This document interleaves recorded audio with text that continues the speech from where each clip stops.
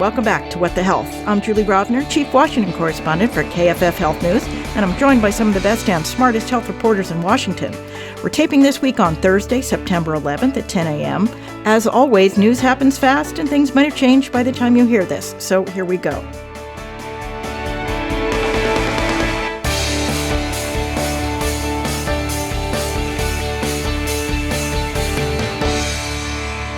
Today, we are joined via video conference by Anna Edney of Bloomberg News. Hey, everybody. Lauren Weber of The Washington Post. Hello, hello. And Sandhya Raman of CQ Roll Call. Hello, everyone. No interview this week, but plenty of news, so let us dive right in. As of today, we are less than 3 weeks away from a government shutdown if Congress can't pass all 12 spending bills, spoiler, that is not going to happen, or pass some sort of continuing resolution to keep the government funded while lawmakers continue working on the spending bills. Now, even though Republicans control the House, Senate, and the White House, it will take Democratic votes, at least in the Senate, to make any of this happen because appropriations bills, unlike that budget reconciliation bill that passed earlier this summer, require 60 votes to pass rather than just 51. So how's it all going, appropriations watchers? Sandhya, you're there on the Hill. It's a work in progress. You know, I think there are a lot of different options kind of being floated around right now to try to avoid a government shutdown. So something our budget reporters reported yesterday is that, you know, House Republican leaders are trying to bring a clean CR to the floor next week. So the same spending levels that we have now through late November, early December.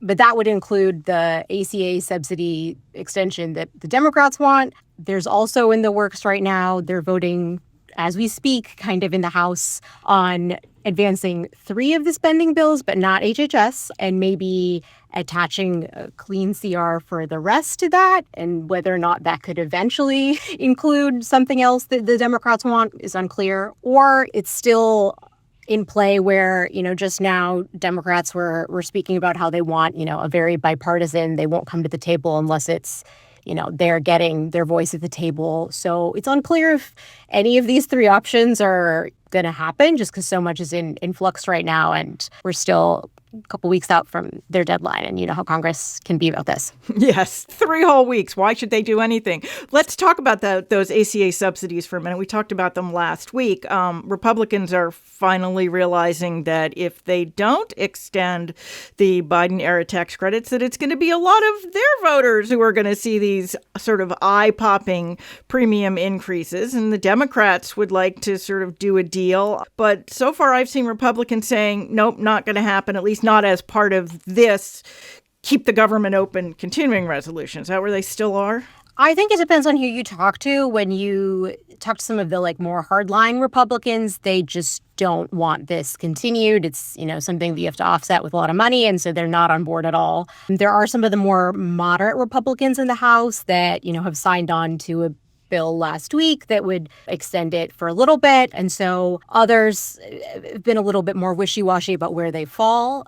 I think that complicates things. We also have a new breakdown in the House right now where the Republicans only have a 2-person majority. So it just makes it even more narrow for them to get something across if not everyone is aligned on this. And of course, because this is the Affordable Care Act we're talking about, we're going to have an abortion fight with this too, right? You know, I was just saying earlier that, you know, everything old is new again, that any time that we get into this, we get into the debate of whether or not we include some sort of Hyde Amendment kind of language to say, you know, no federal funding for abortion except in rare circumstances.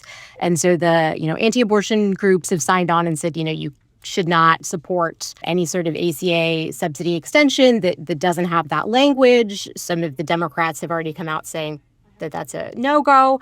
In the past, generally when we've had funding for healthcare, either if it's in the probe cycle or something separate, there has been that language. So I'm not sure where that will land if they get to an extension. Just, you know, 15 minutes or so ago, House and Senate Democrats had said, you know, they really want to get to a bipartisan deal, but they didn't kind of draw a line in the sand that if the ACA subsidies weren't in whatever spending deal we get in the next few weeks, that would be a deal breaker. So it's complicated in terms of, you know, when where the cards may land in the next few weeks. Long way to go. Yeah.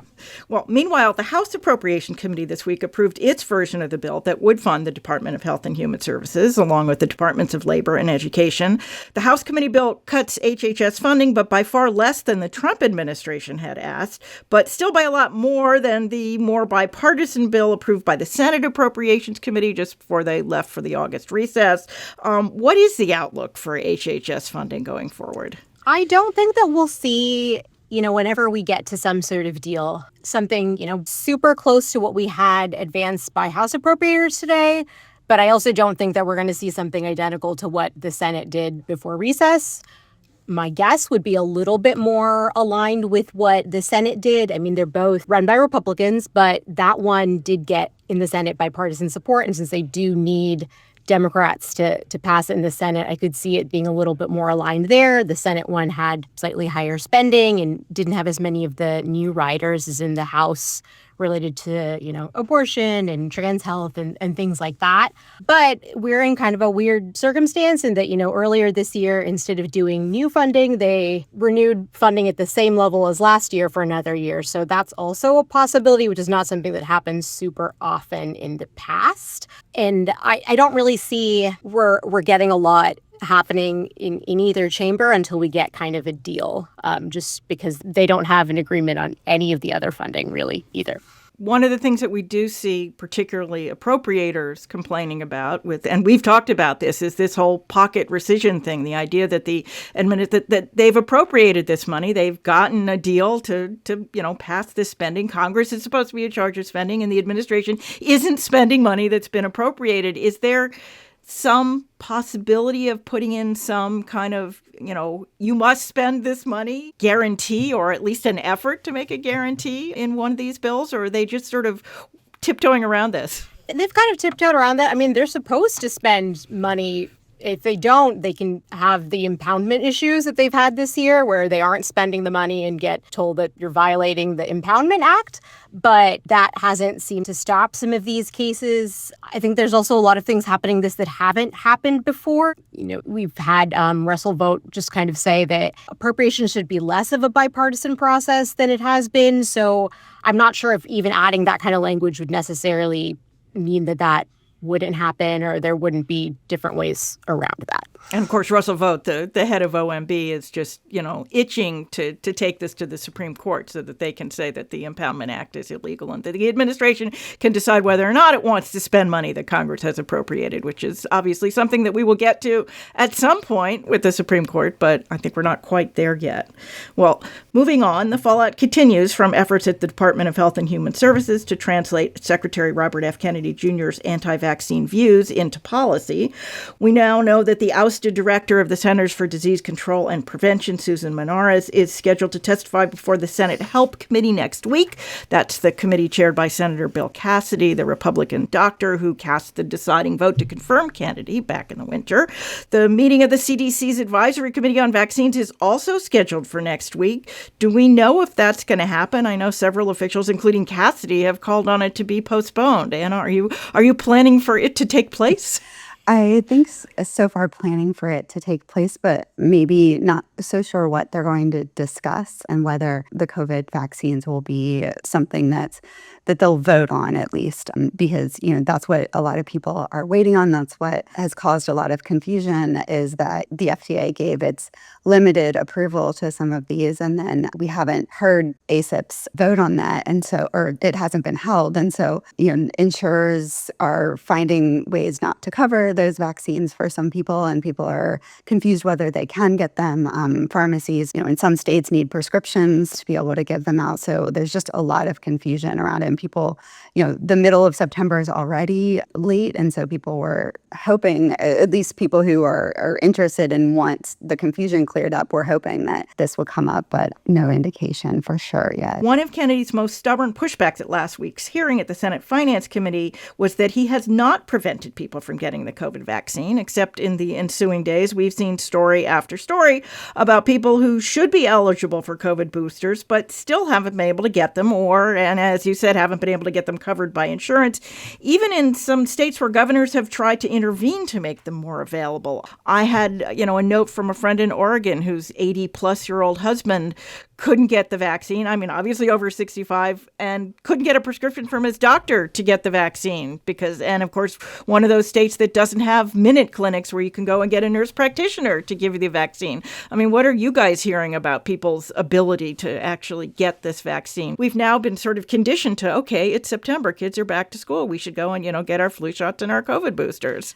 Yeah, I think that Secretary Kennedy had said everyone can get it. And maybe there's a tiny kernel of truth in there in the sense that if you knew all the workarounds, you could do it. Maybe you could find a way to get someone to put the shot in your arm. Who would pay for it, though? I mean, we've heard of people postponing because they're hoping that insurance will cover it. They'd rather not pay $200. So essentially, this is causing a lot of people to gamble with their health because they're hoping in the next few weeks they don't get COVID while they're waiting on, insurance to possibly cover it and on direction. So it's not true that just anyone can get it if they want to. I don't think those aren't the stories that I'm reading, that I'm seeing, or even hearing.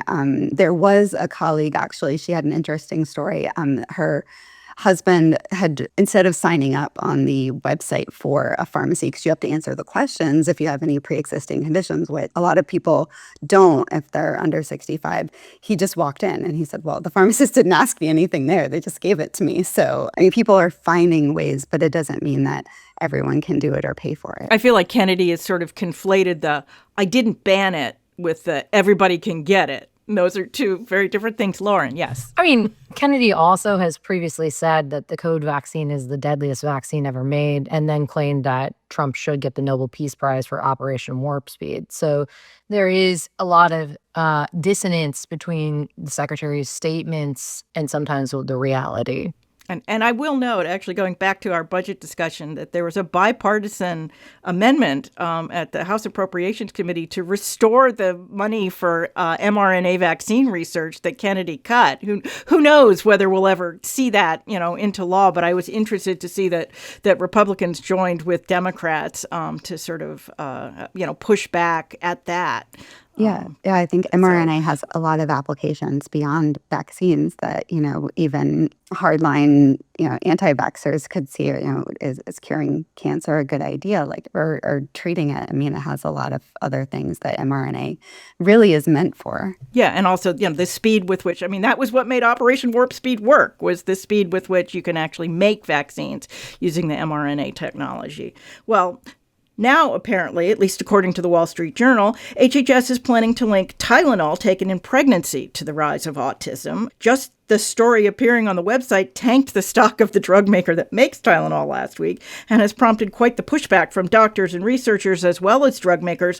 What do we know about the links between Tylenol, acetaminophen, and autism? I think that what we know is that there are mixed results in studies out there that, no one has definitively linked it. No one has definitively, either way. I think there's sort of confusion, but the big study that they're using to kind of, out of Harvard, to kind of say that Tylenol used during pregnancy causes autism, even the study's authors say that's not what we were saying. We were saying that there is an association, but that doesn't mean causation. I think that's something we always come back to when we're talking about studies. And in this sense, I think it's unfortunate that the discussion is happening without more definitive answers, because when you're talking about pregnancy, and if acetaminophen is the only thing a pregnant woman can take when she has a very high fever, then high fever can cause a lot of problems as well, and you're scaring women off from,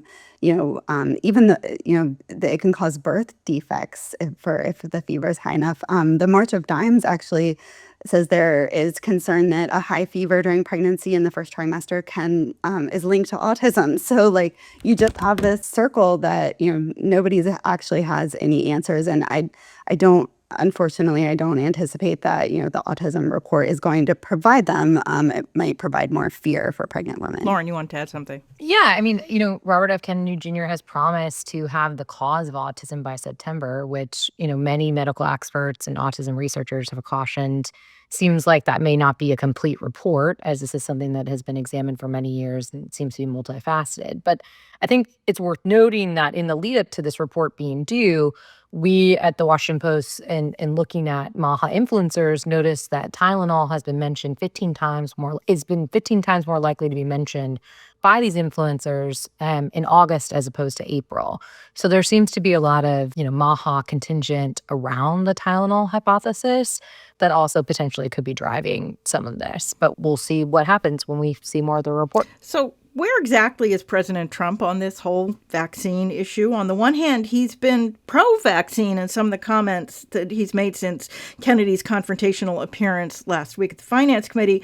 But he also the president, also posted on his social media a video pushing the long since discredited accusation that autism is linked to the vaccine preservative thimerosal, which hasn't even been in most childhood vaccines for the last 2 decades. I feel like the president's kind of walking this fine line, waiting to see which way public opinion falls. I think that's right, Julie. I think also we have to go back. The president has a history of making vaccine skeptical comments. I mean, in presidential debates, he's asked questions about vaccines being too big for a horse for children. I mean, he said certainly things that are of vaccine skeptical rhetoric. That said, I think he and others have seen polling recently that shows that vaccines are overwhelmingly popular. The vast majority of Americans do vaccinate their children. And while he is conscious that Kennedy and the MAHA movement brought him voters, I think he's maybe being counseled by others that he could lose voters if he goes too far. So, if anything, the man is a shrewd assessment of what's going to win him political points. So it seems to me that it's a messaging to both sides of the fence. And it's kind of you pick the message you want to hear so you can stay in the tent kind of vibe is how I am interpreting it. Yeah, that's my impression too. And as we know, he's very good at being on all sides of an issue until he actually has to come down one way or the other. Well, there was a lot more from the Department of Health and Human Services this week than just vaccine news. Secretary Kennedy issued the second part of his long-awaited Make America Healthy Again strategy to improve children's health. It didn't mention some of the biggest threats that we know about for children's health, like gun violence, climate change, or tobacco. It did mention things Kennedy has talked about a lot, like exposure to chemicals and ultra-processed food, but it didn't really lay out concrete plans for how the administration plans to address those concerns. So what does this report say, and do we think it got watered down by the White House? Do we think it might have been stronger at some point? I think, with what I saw with the report, when I read the report, is sort of a list of a lot of the things that that Kennedy would like to focus on that he sees as the biggest threats to children. Although, it watered down, I think, for sure throughout this process and certainly potentially as the White House held it for about a month or so from coming out.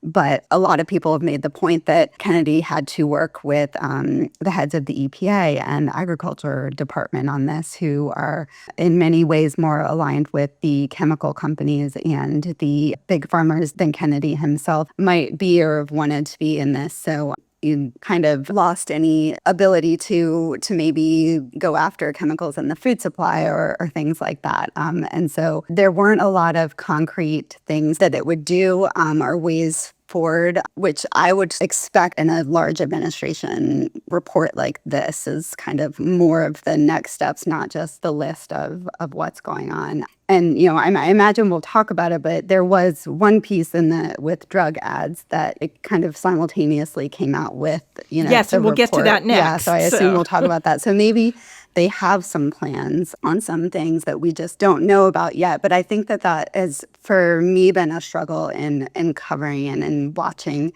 this administration is there's been a lot of talk and it's hard to know what the rhetoric is versus what is actually being done. And I kind of see that continuing and even with drug ads when we talk about that, you get there. Yeah.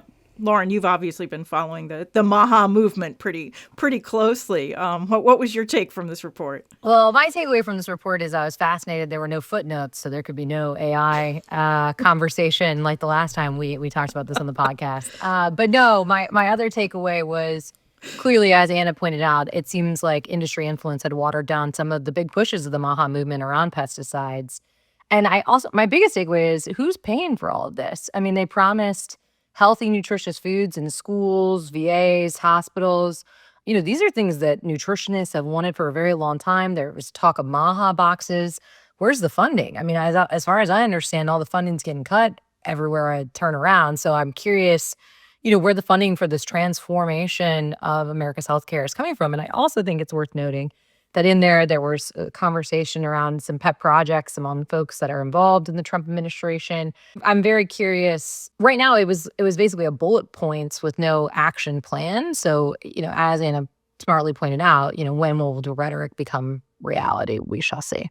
I was just going to agree with Lauren. That was kind of exactly my takeaway, is that if you're calling for more research in this and this, and then the White House at the same time, when they put out their budget proposal, they called for a 40% decrease in NIH funding. It just seems counterintuitive. And even thus far in the appropriations process, the Senate didn't even have money for MAHA in theirs. The House did, but we don't know if that happens. And so with I'm very curious how they would get to do some of these things that they're exploring. Because it really did seem more like an executive order in the formatting, is like, this is early on, like, explore this issue rather than here are concrete things we need you to do. Yeah, and just to underscore something that Lauren said, a lot of talk about, how to improve nutrition for kids and things about the SNAP food stamp program, then at the same time that the big beautiful bill cut food stamps. So there is sort of right hand not recognizing what the left hand is doing.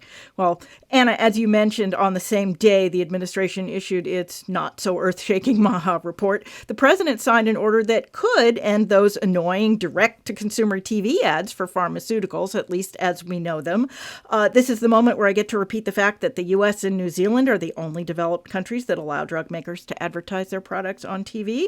The executive order purports to return to the status quo before 1997, when drug companies basically couldn't advertise on TV because they were required to talk at so much length about possible side effects and contraindications. Now, I think both Republicans and Democrats in the past 28 years would have loved to have taken this same action. Drug ads aren't exactly popular with the public, but there's a First Amendment issue here, right? Something about commercial speech? Yes, yeah. Certainly, it seems like long ago the train left the station on banning these pharmaceutical ads completely, because sort of the free speech protection seems to have encompassed this. And it feels like no getting rid of them. There's been no successful effort.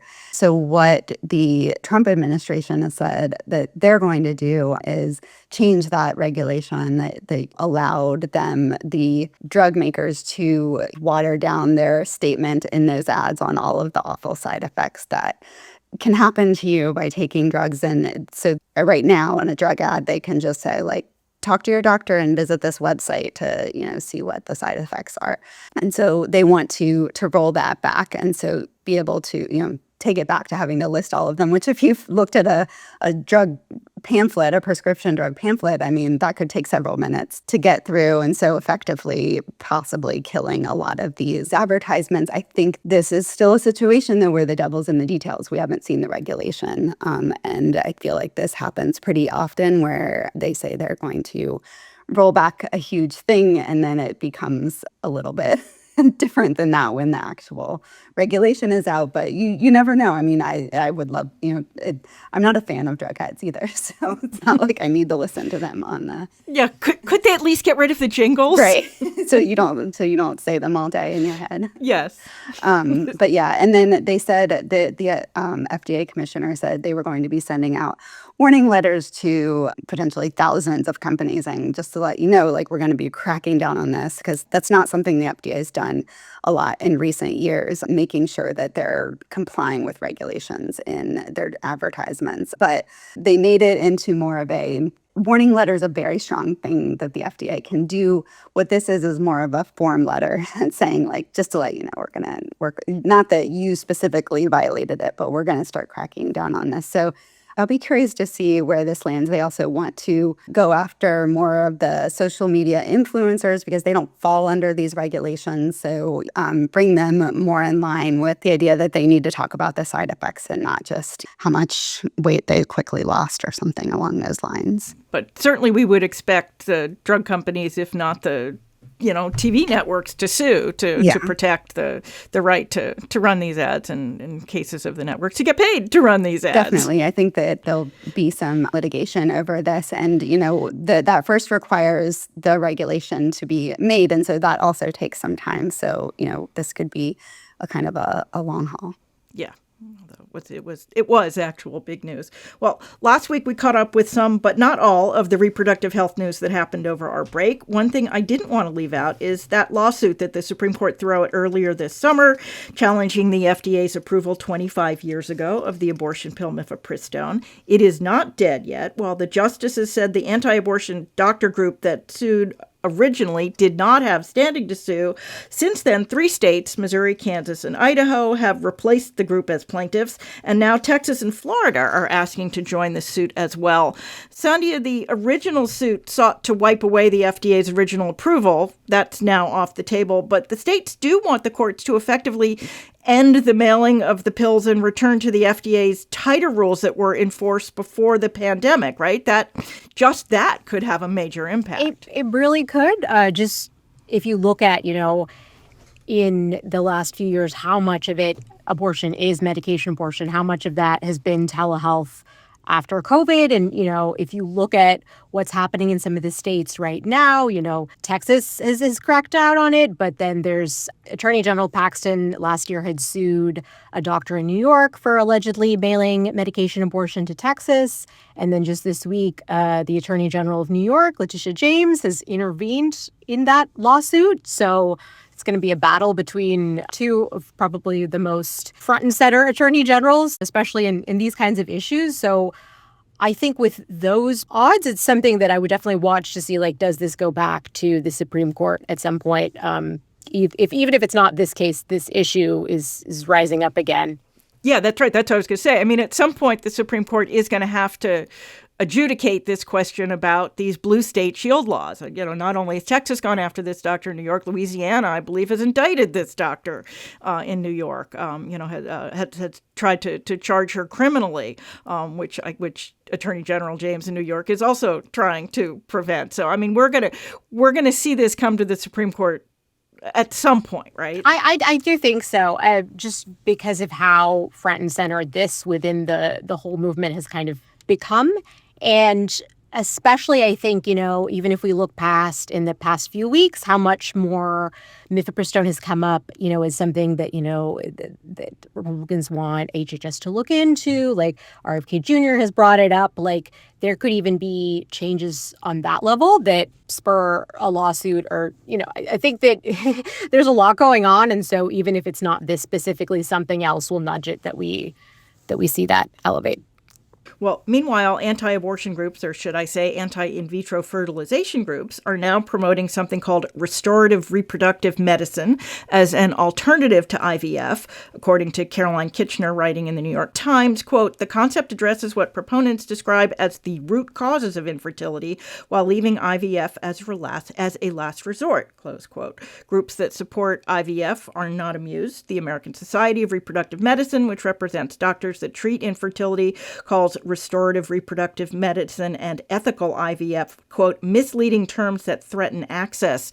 Sandhya, is this yet another effort to ban reproductive technologies that have pretty broad political support by basically rebranding bans? This one is interesting because it also, to me, has a tinge of kind of what we see in MAHA, in that it's, kind of pointing to, like, we're doing this whole person thing to elevate healthcare in the same way that they've, kind of said, it's not that you're having these issues because of something you need medicine for. It's the food, it's the chemicals and that kind of stuff. So I'm curious, if this gets kind of elevated more just because there's similar thinking in both of those, but also just kind of how the messaging plays out. Like when we've had some of these IVF battles, we've had people walking kind of a fine line because, maybe they've used it themselves or someone in their lives had, but that they know that some of the people in their base do have some issues related to, if all the embryos get used and things like that. So elevating this does seem like something that would be politically easier for certain people to message on,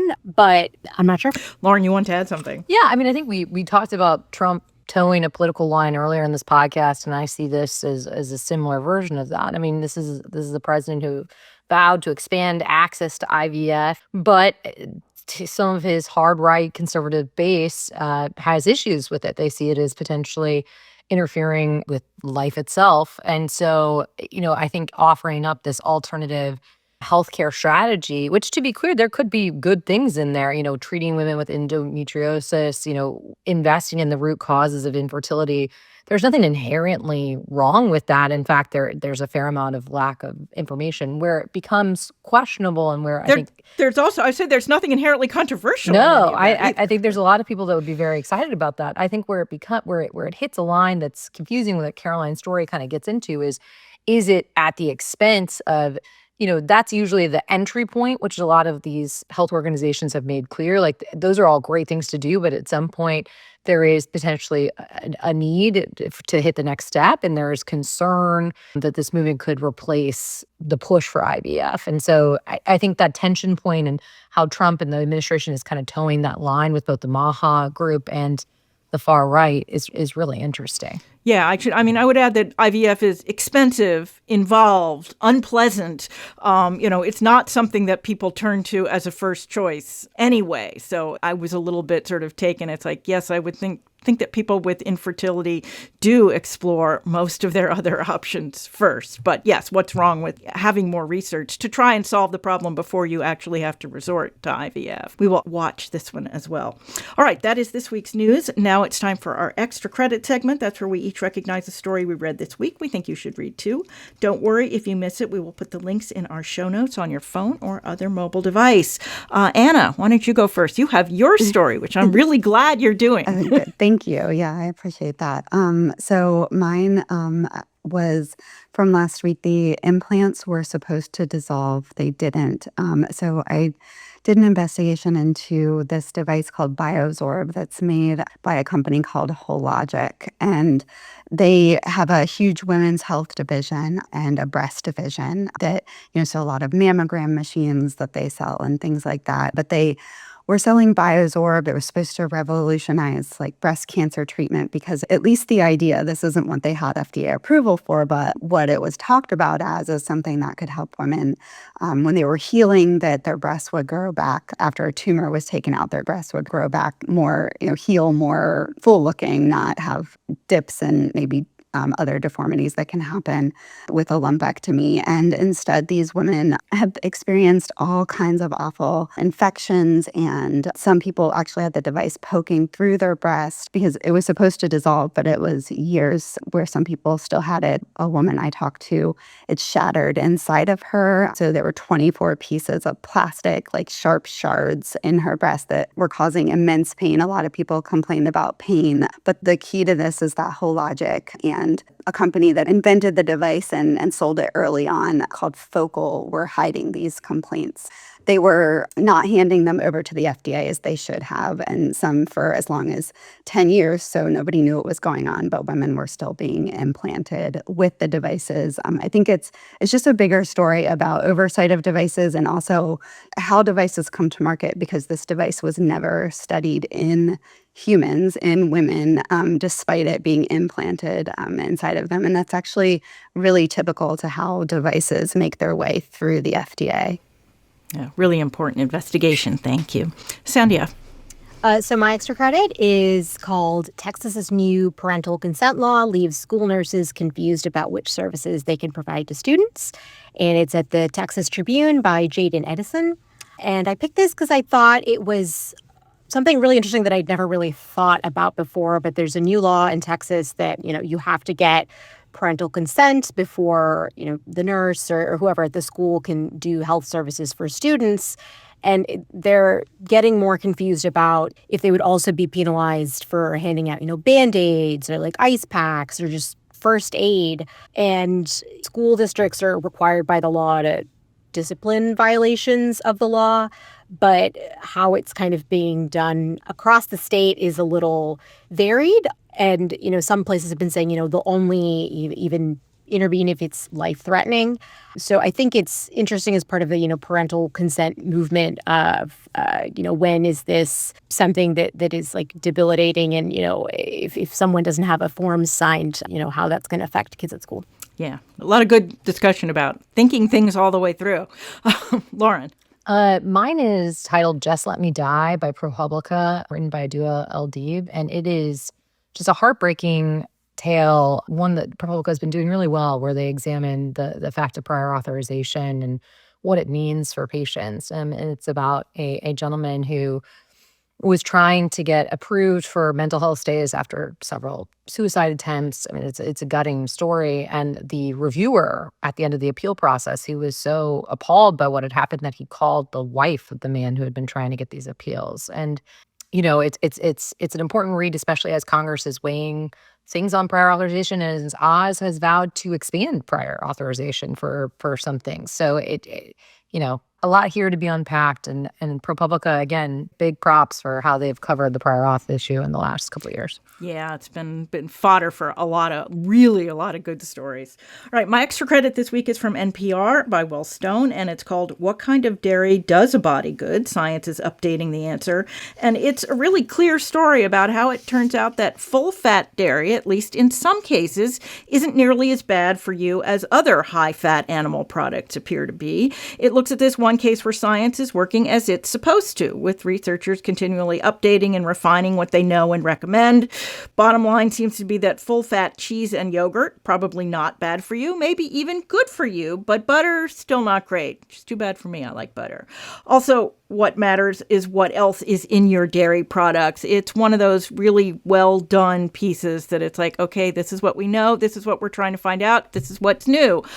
This is the kind of consumer helpful information we should have more of. Okay, that is this week's show. Thanks as always to our editor, Emery Hudeman, and our producer-engineer, Francis Ying. If you enjoy the podcast, you can subscribe wherever you get your podcasts. We'd appreciate it if you left us a review. That helps other people find us too. Also, as always, you can email us your comments or questions. We're at whatthehealth, all one word, at kff.org. Or you can still find me on X at jrovner or on Blue Sky at Julie Rovner. Where are you folks hanging these days? Sandhya. On X and on Blue Sky at Sandhya Writes. Anna. Same places at Anna Edney. Lauren. Same spots at Lauren Weber HP. The HP is for health policy. We will be back in your feed next week. Until then, be healthy.